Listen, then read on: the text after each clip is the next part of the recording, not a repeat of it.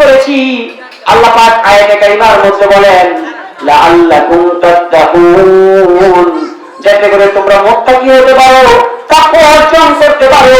মুত্তাকি হওয়ার জন্য আল্লাহ রাব্বুল আলামিন রমজান মাসে রোজা ফরজ করে দিয়েছেন। তাহলে রমজান মাসে রোজা ফরজ কেন করছে? সারাদিন মানুষ খাইবে না, খাবারের জিনিসের দাম বেশি, এই জন্য যাতে মানুষ খাইলে যাতে সংসারে আয় উন্নতি হয়, এই জন্য কি আল্লাহ রমজান ফরজ করছে? আপনারা বলেন সারা বছর মানুষ যা না খায় বরং রমজানে তার থেকে বেশি খায়, কি বলেন ঠিক না? সারা বছর আপনাদের এলাকায় 90% মানুষ দুধ খায় না, রমজান মাসে দুধ ছাড়ে না। 150 টাকা দুধ আনে, কলা জীবনও খায় না, রমজান মাসে কলা খায়। এবং আপেল, কমলা, বেদানা, কত ধরনের খাবার যেটা সারা বছর চলে না, রমজান দিছে আল্লাহ কম খাবার লাগিয়া বরং রমজান আরো বেশি খায়, ঠিক কিরকম? তাহলে আল্লাহ বলেন রোজার উদ্দেশ্য কি? লাআল্লাকুম তাত্তাকুন, মানুষকে মুত্তাকি বানানো। তাকওয়া কাকে বলে? তাকওয়া অর্থ হচ্ছে অন্তরে আল্লাহর ভয় পয়দা করা। কি পয়দা করা? যদি আপনার অন্তরে আল্লাহর ভয় থাকে, যদি আপনি জানেন যে আমাকে ফলো করতেছে, তাহলে আমার পিছনে পুলিশ আছে, তাহলে আপনি সাবধানে চলবেন, ঠিক না? তো তাকওয়া অর্থ হচ্ছে অন্তরে আল্লাহর ভয় পয়দা করা। তাহলে রোজার মাধ্যমে তাকওয়া অর্জন হয় কিভাবে? একটু মনোযোগ দিয়ে শুনলেন। যেমন রমজান মাসে প্রচন্ড রৌদ্র, আপনার গলার মধ্যে পিপাসা, গলা শুকিয়ে গেছে, পেটের মধ্যে ক্ষুধা, ঘরের মধ্যে খাবারের অভাব নাই, ঠিক না? ফ্রিজে খাবার, পকেটে টাকা আছে, দোকানে হোটেলে খাবার রান্না করা আছে, হালাল খাবার, পকেটে হালাল টাকা, ফ্রিজে হালাল খাবার। কিন্তু রমজানে রোজাদার ব্যক্তি খায় না। কেন খায় না? বউ দেখে ফেলবে এই জন্যে, সন্তান দেখে ফেলবে এই জন্যে, সে একটি ঘরের মধ্যে তালাবদ্ধ, তবুও সে খায় না। কারণ রোজাদার তার অন্তরের ভিতরে এই বিশ্বাস থাকে যে আমি যদি ঘরের ভিতরে তালা দিয়ে খাই, পৃথিবীর কেউ দেখুক আর নাই দেখুক, দেখতেছেন আল্লাহ রাব্বুল আলামিন। কে দেখতেছেন? এই ভয় প্রত্যেকটা রোজাদারের ভিতরে থাকে, ঠিক কি না? সে যতই একাকিত্বের মধ্যে থাকুক, সে খায় না, কারণ তার ভিতরে একটা মাত্র ভয় কাজ করে। যত কুয়াশাই হোক, যত তালা দেওয়াই হোক, এলাকার কোনো মানুষ না থাকুক, পৃথিবীর কেউ আমাকে না দেখলেও আমাকে আল্লাহ পাক দেখতেছে। এই আল্লাহ পাক দেখতেছেন, এই ভয়ে একজন রোজাদার মানুষ তার সামনে হালাল খাবার, হালাল বিবি, পকেটে হালাল টাকা, ফ্রিজে হালাল খাবার খায় না। কার ভয়ে? আল্লাহর ভয়ে। আল্লাহ এটাই বুঝাতে চান, তোমরা যেইভাবে রমজান মাসে একটা মাসে আল্লাহ পাকের ভয়ে হালাল জিনিস খাও নাই, হালাল বিবি ব্যবহার করো নাই, ঠিক তদ্রুপ ভাবে রমজানের পরে বাকি 11 মাস সেই আল্লাহর ভয়ে হারাম খাবার পরিত্যাগ করবা। রমজান মাসে হালাল খাবার গ্রহণ করি নাই, ঠিক না?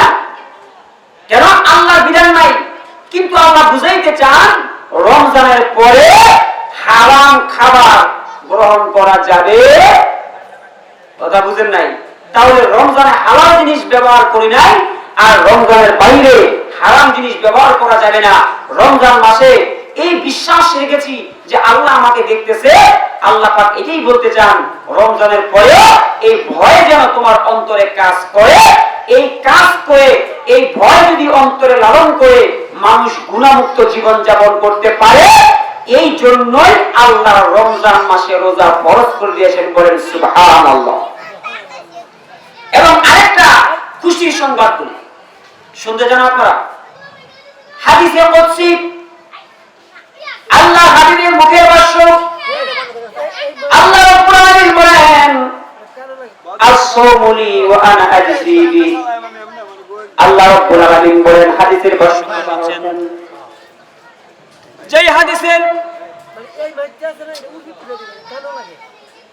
আল্লাহ হাবিব বলেন আসসাউলি ওয়া আনা আজজিবি। কাকা আপনার এই সাইডে পড়েন তাইলে আওয়াজ দেন, আমার মঞ্চে পড়েন।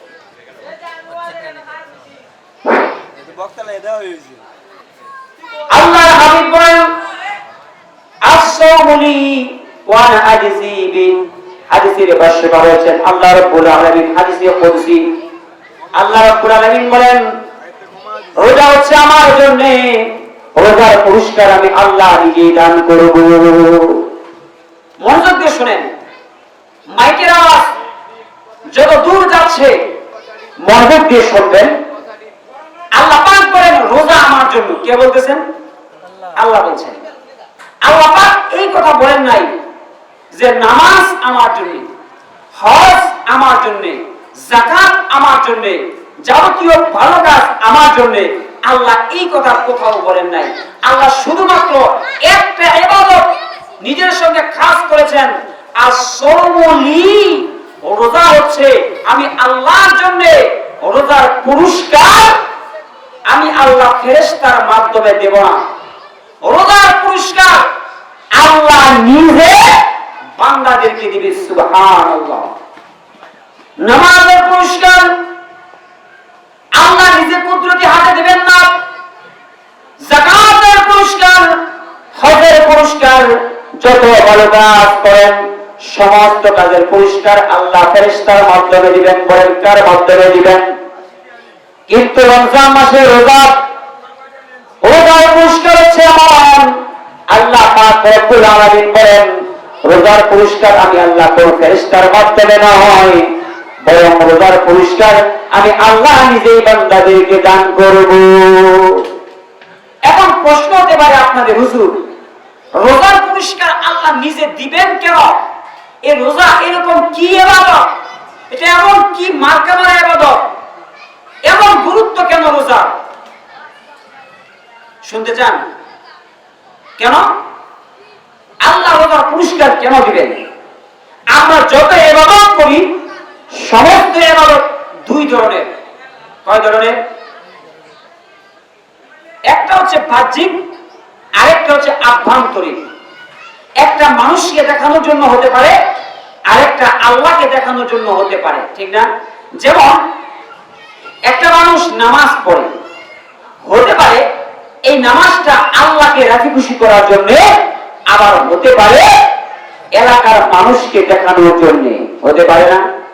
কারণ আমি দেখেছি এক লোক মাইয়া বিয়া দিছি, এরপরে দাঁড়িয়ে রাখছি, নামাজ পড়ে। আমি বললাম কারা? আমি তো কোনদিন আমনের মাইয়া বিয়ার আগে মসজিদে দেখছি না, দাঁড়িয়েও রাখছি না। আমনে দাঁড়িয়ে রাখছেন কে? মাইয়া বিয়া দেওয়ার পরে দাঁড়িয়ে রাখছেন, নামাজ পড়েন, মসজিদে আগাও দেন। হুজুর যেহেতু আপনি জিগাইছেন এর লাগে মনের কথা আমি কই, আমি কই হুজুর কে হচ্ছে কই না। তো বেড়ায় তো জানে না যে আমি যে একটা সাংবাদিক।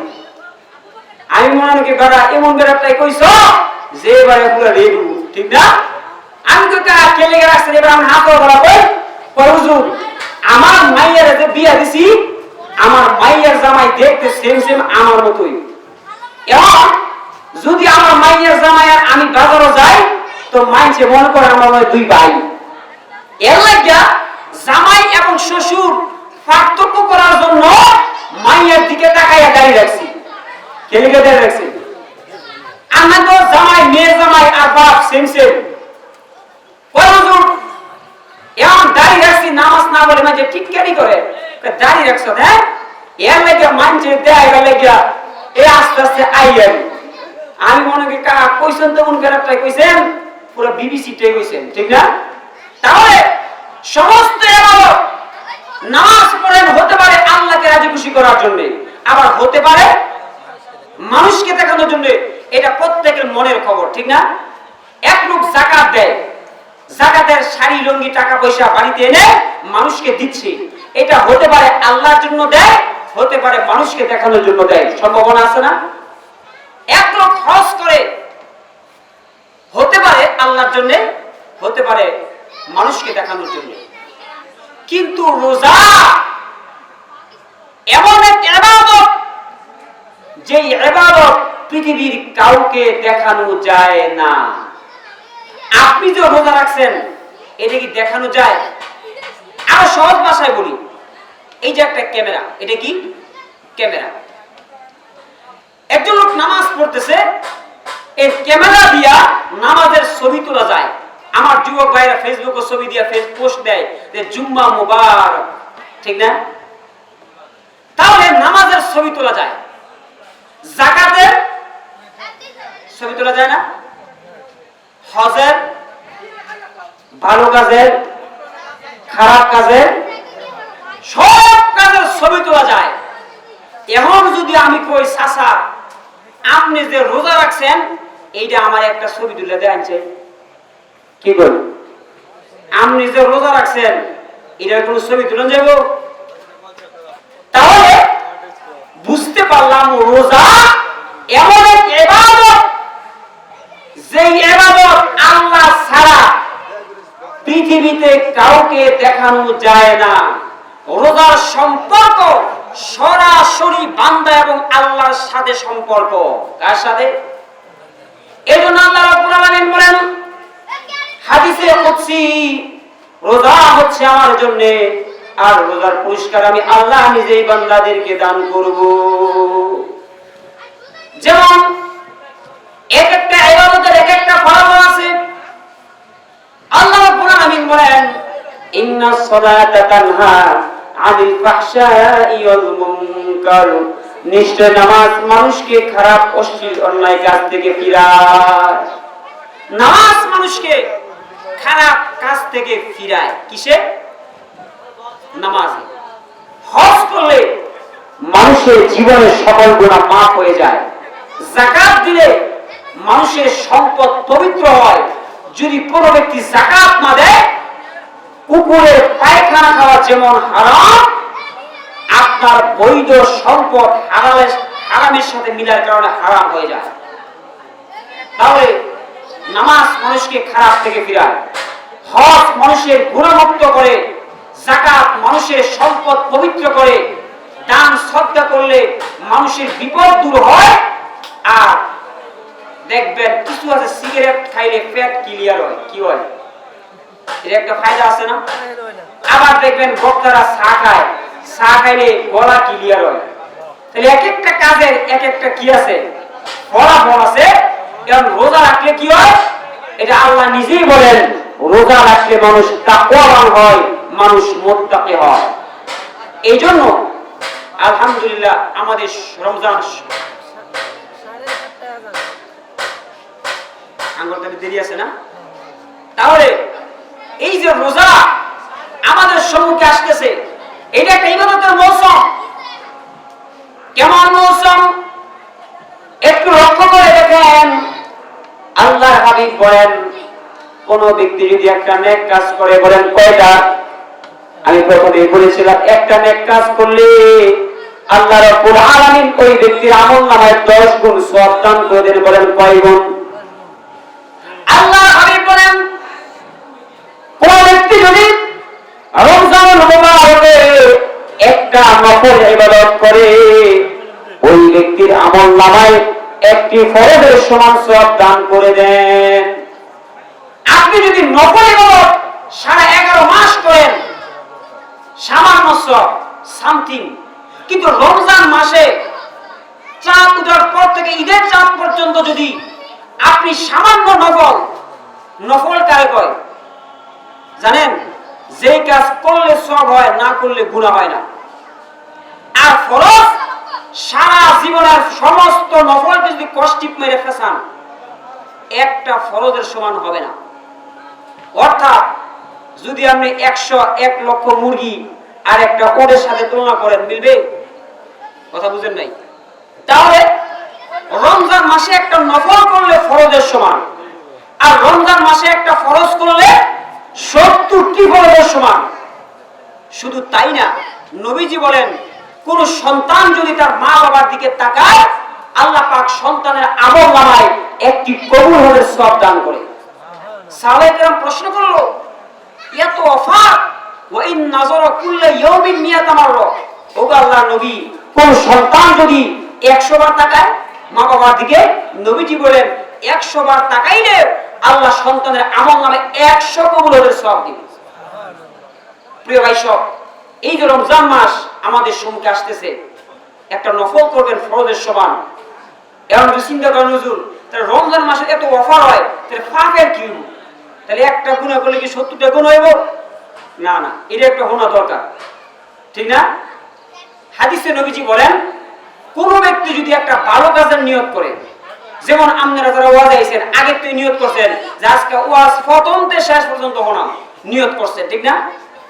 আরেকবারও নিয়ত করছে, কিন্তু এইবারে আইতে পারছে না। নবীজি বলেন, শুধু নিয়ত করার কারণে ওই ব্যক্তির আমলনামায় একটা নেকি দান করে। কয়টা নেকি? এক নেকি। আর যারা আইছেন, আসার কারণে ইখলাস অনুযায়ী 1 থেকে 700 নেকি আল্লাহ পাক আপনার আমলনামায় দান করবে।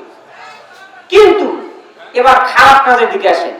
কোন ব্যক্তি নিয়ত করছে যে আজকে এতে কলা চুরি করবো, গরু চুরি করবো। বর্তমানে গরু চুরির মৌসুম। এটা কিসের মৌসুম? এখন গরু চুরি হয় না আপনাদের এলাকায়?